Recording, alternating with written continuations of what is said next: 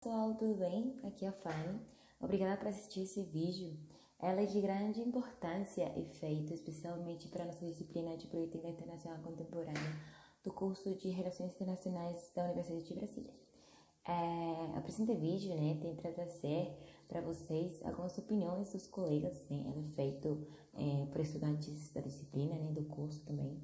Então, a gente tenta ajudar, a entender um pouquinho mais sobre como que funciona a dinâmica da proteção e a promoção dos direitos LGBT na América Latina e como que a Corte Interamericana de Direitos Humanos pode auxiliar, na efetivação de tais direitos. Então, para começar, a gente pode falar um pouquinho sobre a Corte Interamericana de Direitos Humanos, qual que é o seu papel. E para isso, eu vou apresentar para vocês um vídeo feito pelo nosso colega Lael. Bom, a Corte Interamericana de Direitos Humanos é um órgão judicial autônomo que tem sede em San José da Costa Rica. O propósito é aplicar e interpretar a Convenção Americana de Direitos Humanos e outros tratados de direitos humanos. Faz parte do chamado Sistema Interamericano de Proteção aos Direitos Humanos. A Corte exerce competência contenciosa e consultiva. Os idiomas oficiais da Corte são os mesmos adotados pela OEA, a Organização dos Estados Americanos, quais sejam o espanhol, o português, o inglês e o francês. Os idiomas de trabalho são aqueles que decide a Corte a cada ano. Não obstante, para um caso específico pode-se adotar também como idioma de trabalho aquele que uma das partes, sempre que este seja a língua oficial desta, pertença também às línguas oficiais da Corte.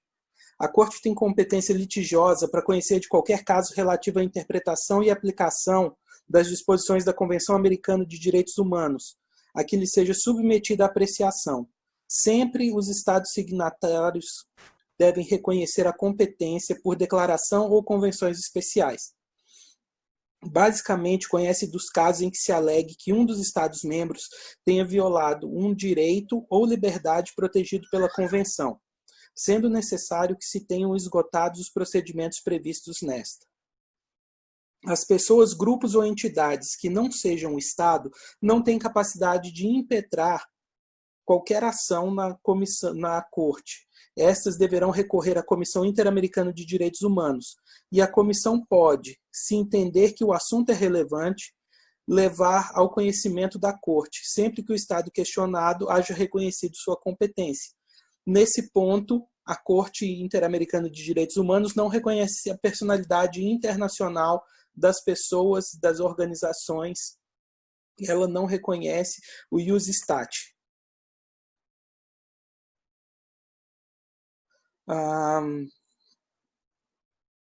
O procedimento junto à Corte é de caráter contraditório. Ele termina com uma sentença judicial motivada, obrigatória, definitiva e inapelável. Em caso de desacordo sobre o sentido ou alcance da decisão, a Corte o interpretará por solicitação de qualquer das partes, sempre que essa solicitação seja apresentada dentro de 90 dias a partir da notificação da sentença. Os Estados-membros da OEA podem consultar a Corte acerca da interpretação da Convenção Americana de Direitos Humanos ou de outros tratados concernentes à proteção dos direitos humanos no âmbito dos Estados americanos. Além disso, podem consultá-la dentro da sua competência também os órgãos da Organização dos Estados Americanos. Pode a Corte ainda, a pedido de um Estado membro da OEA, emitir parecer sobre a compatibilidade entre qualquer das suas leis internas e os mencionados tratados internacionais. A Corte é composta por 7 juízes naturais dos Estados-membros da OEA, eleitos a título pessoal entre juristas da mais elevada autoridade moral de reconhecida competência em matéria de direitos humanos, que reúnam as condições requeridas para o exercício das mais elevadas funções judiciais, conforme a lei do país do qual seja nacional, ou do Estado que lhe propõe a candidatura. Não pode haver mais de um juiz da mesma nacionalidade. Os juízes são eleitos para um mandato de 6 anos e somente podem ser reeleitos uma vez. O juiz eleito para substituir a outro, cujo mandato não tenha ainda expirado, completa tal mandato. Agora a gente já conhece um pouquinho mais sobre a Corte Interamericana de Direitos Humanos. Mas para continuar com essa relação, né, que a gente tenta fazer sobre a proteção dos direitos LGBT da corte, a gente precisa saber um pouquinho mais sobre a identidade LGBT. Então, eu vou apresentar para vocês um vídeo feito pelo colega Alexandre.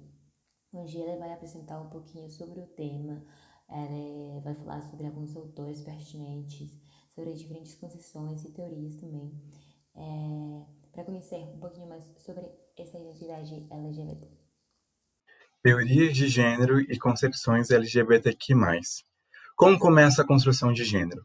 A partir da visão binária estabelecida entre homem e mulher. Essa classificação descreve um sistema no qual a sociedade divide as pessoas entre homem e mulher, e determina para elas papéis sociais, identidade de gênero e atributos. Desse modo, qualquer concepção de gênero distinta deste padrão pode ser interpretada como ofensiva e inaceitável na visão de alguns conservadores. Então vem à tona. O que é ideologia de gênero? Ideologia de gênero foi um termo pejorativo criado por grupos religiosos conservadores, de maioria cristã, para designar os estudos sobre a diversidade do comportamento sexual humano. Para explicar as teorias de gênero, organizei os principais estudos sobre essa temática. Para iniciar, começo com a pesquisadora Margaret Mead. Em 1931, ela produziu uma pesquisa em Papua Nova Guiné com 3 povos primitivos que não se comunicavam entre si. A partir do estudo produzido por ela compreendeu que as características associadas às diferenças sexuais entre homens e mulheres não eram propriedades inatas aos sexos, mas reflexos do aprendizado cultural. A Gayle Rubin é uma antropóloga cultural norte-americana que cunhou o rompimento com os estudos de gênero ligados ao sexo. Então, na sua pesquisa, ela descreve que a existência de um sistema sexo-gênero, que ela define como arranjos por meio dos quais uma sociedade transforma a sexualidade biológica em produto da atividade humana. A Joan Scott, ela elabora a tese de gênero como categoria de análise histórica e instrumento metodológico. Então, ela define o gênero a partir de 2 características que ela considera essencial. A primeira é como elemento constitutivo das relações sociais baseadas nas diferenças percebidas entre os sexos, e, na segunda, pela forma primária de dar significado às relações de poder. Já a Judith Butler, ela rompe completamente o formato normativo vivenciado em sociedade, porque na concepção dela, o papel do gênero seria edificar a falsa noção de estabilidade, em que a matriz heterossexual estaria pautada em 2 sexos definidos, né? O homem e a mulher. Portanto, segundo a autora, gênero é pressuposto para que as pessoas possam adquirir significado dentro do meio que vivem. Bom, a gente agora já conhece um pouquinho mais sobre a identidade LGBT, algumas teorias também. Para continuar, eu acho interessante a gente voltar um pouquinho à história e conhecer como que surgiram essas reivindicações pelos direitos LGBT. De modo que o Rafael ele vai expor, né, seu ponto de vista sobre essa questão e vamos ouvir a opinião dele. Bom, muitas são as hipóteses e as teorias que buscam compreender o início, a gênese da luta pelos direitos LGBT. Eu vou aqui apenas apresentar a visão de um autor chamado Michael Bosia, que relaciona a origem da luta por esses direitos com o Estado moderno. Bom, para Bosia, primeiramente, vale a pena destacar a ação paradoxal do Estado, que ao mesmo tempo é homofóbico, mas que cria as condições necessárias para o surgimento aí da luta pelos direitos LGBT. Então, assim, o Estado, que é homofóbico, cria um ambiente tanto de repressão quanto de liberação. tá? E aqui nós estamos falando de estados homofóbicos, não apenas estados do sul global, estados autoritários, de um governo autoritário, mas também estados ocidentais, estados desenvolvidos, que acabam aí revelando a sua faceta homofóbica, como por exemplo a França, que o próprio autor cita, que ao liberar o casamento entre pessoas do mesmo sexo, acabou restringindo seus direitos de procriação, a limitá-los apenas à adoção. Então, assim, aí essa atitude do Estado revela a sua faceta, a sua característica homofóbica. Então, beleza.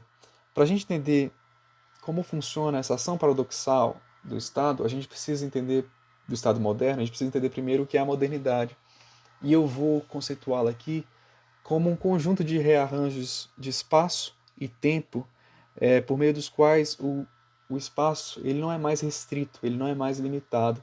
E a história ela passa a ser linear e progressiva.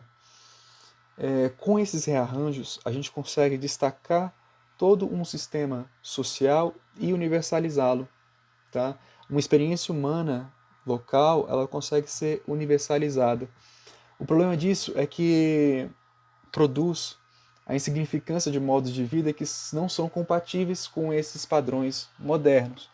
É interessante também o papel aqui do conhecimento científico na modernidade, que passa a classificar as relações sociais e a reordená-las como se fosse um processo contínuo, um contínuo progresso. Aí. Então, por exemplo, uma sociedade que não respeita os direitos humanos, ela passa a ser tratada como atrasada em relação a uma sociedade que respeita os direitos humanos. Então, é isso aí, uma visão completamente modernista da situação. Beleza, mas o que isso tem a ver com o Estado? Bosia, ele vai considerar o Estado como beneficiador da modernidade, uma vez que é o Estado que desenvolve sistemas de classificação e de medida, que tornam aí os fenômenos mais claros, precisos e ordenados. O Estado, ele, por meio da sua soberania, tem o poder de determinar quem está dentro e quem está fora da lei. O Estado também é quem determina quem é o inimigo e como combatê-lo. Tá?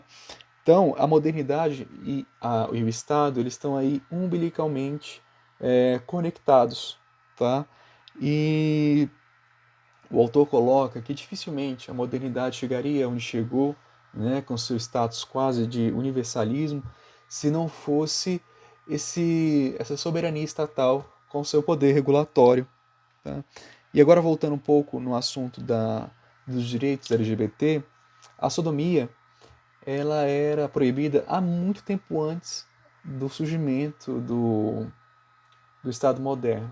Mas foi este, por meio aí também do conhecimento científico, que classificou o homossexualismo como uma doença, tá? Ou seja, a sexualidade ela passou a configurar-se como um sistema regulatório social, tá? Que andou aí de mãos dadas com a construção do próprio Estado, que passou a a enxergar a sociedade como sendo sexuada, tá? Então, é do interesse do Estado o fomento de relações sociais reprodutivas que sejam fáceis de ser reguladas. Até mesmo como Freud diz, o Estado ele não proíbe as transgressões para aboli-las. Não, ele proíbe para monopolizá-las. Então, o desenvolvimento da identidade LGBT, ela ocorreu em reação às proibições estatais, em reação a essa consolidação do desvio sexual. Tá? Ou seja, o Estado ele vai barrar a promoção da homossexualidade e, em consequência, os ativistas LGBT vão lutar pelo direito de fala. Tá? O problema aqui está naquele ambiente criado pelo Estado, aquele ambiente de repressão e de liberação, que é fundamentalmente patológico para a sociedade. Tá? Então, assim, as organizações LGBT elas acabam normalizando esse homossexualismo criado pelo Estado ao reivindicar aí, direitos que são estadocêntricos, como o direito de casar, como o direito de ingressar nas Forças Armadas. Então, Bosia vai chamar esse movimento, esse processo, de homonacionalismo. E o problema do homonacionalismo está também no fato e na sua presunção de progresso histórico dos direitos LGBT, que atribuindo-lhes ali um carimbo, né, um selo de modernidade. E isso repercute também no ambiente internacional, uma vez que outros estados não teriam acesso aos benefícios dos estados modernos, né, ditos modernos. Então, assim, portanto, o homonacionalismo ele pode favorecer tanto o colonialismo como a formação nacional e o império, tá? Então, por isso é importante que a luta pelos direitos LGBT esteja baseada não nos fundamentos modernos, tá? E se assim não fizermos, né, nós estaríamos favorecendo ainda mais o poder do Estado, que é patológico, né, e é regulatório, e gerando ainda mais exclusões. Obrigada, Rafael, por esse vídeo. Acredito que ajudou muito para a gente compreender um pouquinho mais sobre o tema que a gente está tratando hoje. Mas assim, na América Latina, a gente sabe que existem muitas localidades que não podem ser completamente compreendidas por meio de perspectivas limitadas ao Estado, pois esses às vezes não alcançam, né, certas localidades com todo o seu poder de regulação. Como que são as vivências LGBT nesses lugares tidos como não modernos?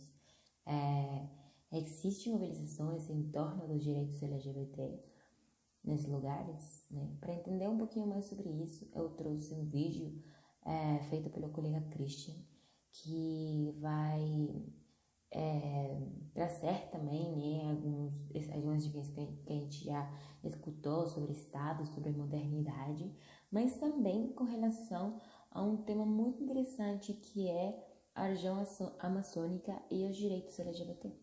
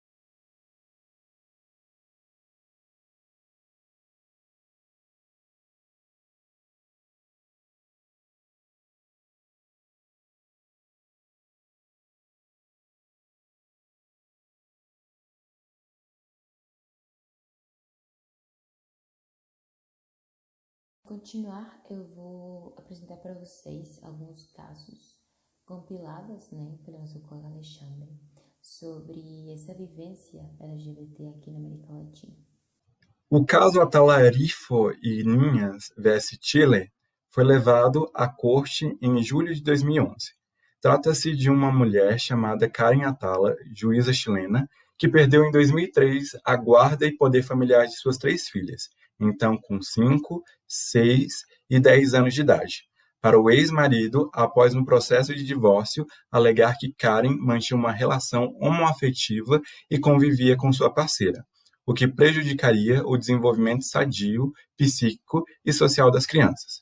A questão chegou à Corte Suprema do Chile, que considerou que as filhas de Karen Atala estavam em situação de risco, o que as inseria numa posição de vulnerabilidade em seu convívio social, dado que este novo ambiente familiar seria distinto de forma significativa do ambiente dos seus colegas de escola e conhecidos, expondo-as ao isolamento e à discriminação, o que também afetaria seu desenvolvimento pessoal. Neste sentido, em 24 de fevereiro de 2012, a Corte IDH condenou o Chile por violação aos direitos à igualdade, não discriminação, à vida privada e proteção da honra e da dignidade, todos eles inclusos na Convenção Americana de Direitos Humanos. Aqui estão alguns dados sobre as experiências LGBT no sul global. Esses dados foram emitidos pela BBC em junho de 2019. Em 70 países, as relações sexuais entre pessoas adultas do mesmo sexo são ilegais ou são penalizadas. Desses países, 26 castigam só os homens. 11 países castigam com pena de morte as pessoas adultas do mesmo sexo que mantêm relações sexuais consensuais. 26 países têm penas que vão de 10 anos de prisão a cadeia perpétua. 31 países penalizam com até 8 anos de prisão. 2 países criminalizam na prática esse tipo de relação. Em 9 países do mundo, incluindo 3 países latino-americanos, existe uma proteção constitucional contra a discriminação por orientação sexual, seja de forma explícita ou por decisão da Justiça. Por fim, em junho de 2019, por 8 votos a 3, o colegiado do Supremo Tribunal Federal do Brasil proferiu o entendimento que a homofobia e a transfobia equiparam-se ao crime de racismo. Em virtude da omissão do Legislativo, até que o Congresso Nacional aprove uma lei específica, as condutas homofóbicas e transfóbicas podem ser igualadas ao crime de racismo. Essa foi a tese fixada pelo plenário do Supremo Tribunal Federal. A gente já conheceu muito sobre a identidade LGBT aqui na América Latina, no Brasil. Por fim, eu gostaria de apresentar para vocês e fazer essa conexão, que a gente tinha falado no começo sobre a Corte Interamericana de Direitos Humanos, Então, assim, é possível que os entendimentos e decisões da Corte garantam os direitos LGBT dos povos interamericanos, muitas vezes nem mesmo alcançados pelo Estado. Portanto, a Corte pode, sim, resolver os conflitos nos direitos LGBTQI. Ela pode, sim, de acordo com os parâmetros da Convenção Americana de Direitos Humanos, resolver questões de violações dos direitos naturais. Os direitos LGBTQI estão incluídos entre os direitos humanos. Então, a Corte, sim, tem competência para isso. E ela pode, sim, decidir, desde que seja provocada pela Comissão Interamericana de Direitos Humanos, porque o cidadão em si não pode contratar um advogado e propor uma ação perante a Corte Interamericana de Direitos Humanos. Apenas a comissão pode provocar a Corte para que haja prolação de uma decisão nesse sentido. Então, a pessoa tem que se dirigir à comissão através dos órgãos responsáveis ou através de advogado constituído, segundo os ditames da legislação nacional do estado em que seja cidadão. Bom, Com isso a gente conclui. Espero que vocês tenham gostado e aproveitado do vídeo. A gente fica aberto para qualquer opinião, qualquer comentário sobre o tema que a gente tratou no vídeo. Eu agradeço no nome dos meus colegas do grupo da Corte Interamericana de Direitos Humanos. E é isso. Gratidão e até mais.